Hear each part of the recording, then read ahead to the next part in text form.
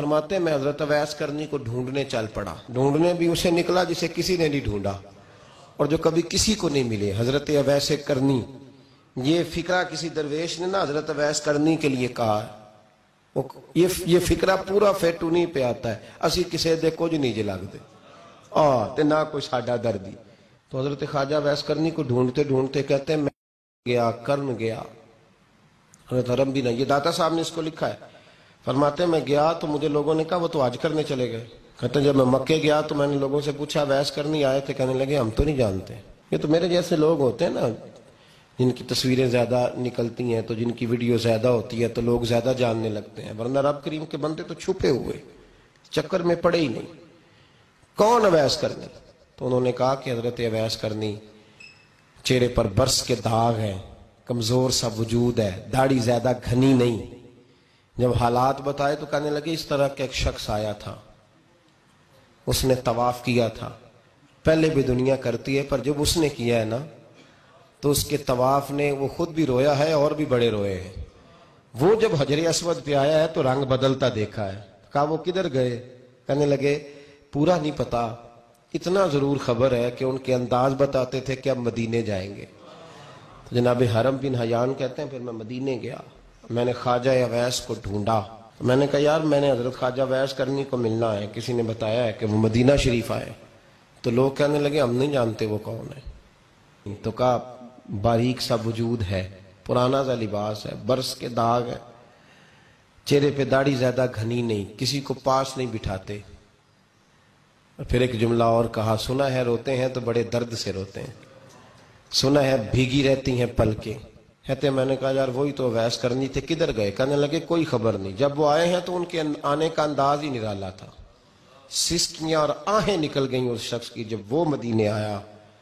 حضرت حرم بن حیان کہتے ہیں میں ڈھونڈتا رہا، تلاش کرتا رہا. پھر میں ان کو ڈھونڈتے ڈھونڈتے عراق میں آیا تو نہر فرات کے کنارے ایک کمزور سے آدمی کو ریت کے ٹیلے پر بیٹھ کے وضو کرتے دیکھا. کہتے ہیں جب ان کا وضو مکمل ہوا تو میں نے کہا السلام علیکم. تو کہتے انہوں نے چہرہ نہیں پھیرا، وہیں بیٹھے بیٹھے کہنے لگے وعلیکم السلام یا حرم بن حیان. کہتے میں نے کہا کہ من انت، آپ کون ہے؟ تو کہنے لگے وہی ہوں جسے تم مکے اور مدینے ڈھونڈتا رہا. تو کہتے میں نے کہا حضور آپ میرا نام کیسے جانتے ہیں؟ بڑا خوبصورت جملہ ہے، اللہ کرے آپ کو یہ یاد رہ جائے. سبق کبھی نہ بھولنا، یہ سبق کبھی نہ بھولنا. بابا صاحب کے مزار پہ گئے تو خالی آ گئے، داتا صاحب گئے تو خالی ایسے چلے گئے. ہم فارغ لوگ تھے، کوئی کام نہیں تھا کہ بابا فرید کی گلیوں میں گھومتے رہے.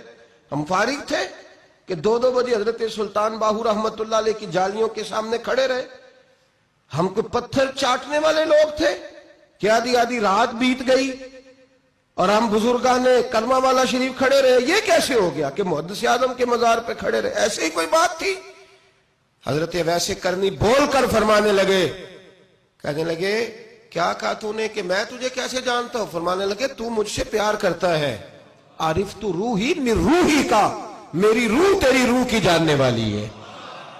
یہ روحوں کا رشتہ ہے، یہ خطا نہیں جایا کرتا. عرفت روحی من روحی کا، میری روح تیری روح کو جانتی ہے. یہ کیسے ہو گیا؟ کوئی ایسے لوگ تھے، تو اتنی جگہ مجھے تلاش کر آیا اور میں تجھے جانوں نہ؟ یہ کیسے ہو سکتا ہے؟ یہ کیسے ممکن ہے؟ تو ڈھونڈتا رہا گلی گلی اور میں کہوں کہ میں تجھے جانتا نہیں. فرمایا حرم بن حیان میں ہاں میں دعا کرتا ہوں اللہ کی بارگاہ میں کہ رب کریم مجھے اور تجھے جنت میں اکٹھا کر دے.